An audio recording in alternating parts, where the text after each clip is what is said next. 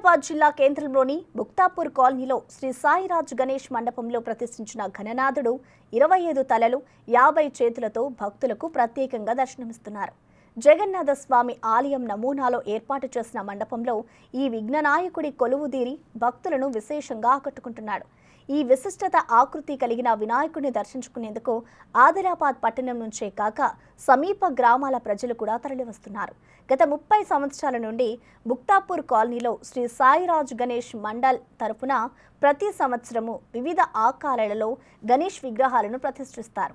వేద పండితుల మంత్రోచ్చరణల మధ్య గణనాథుడు ప్రత్యేక పూజలు అందుకుంటున్నారు.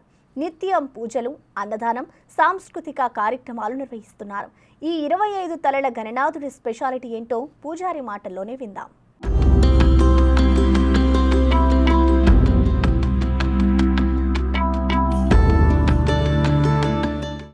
కృపా కటాక్షాలు అందరిపై ఉండాలని కోరుచూ గత 20 సంవత్సరాల నుంచి ఆదిలాబాద్ జిల్లా ముక్తాపూర్ కాలనీలో ఈ యొక్క గణపతిని ప్రతిష్ఠించుకోవడం జరిగింది.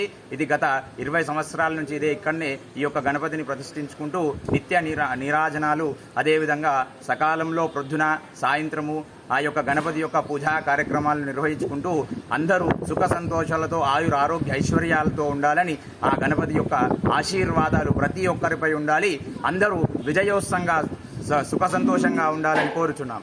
గం గణపతయే నమః.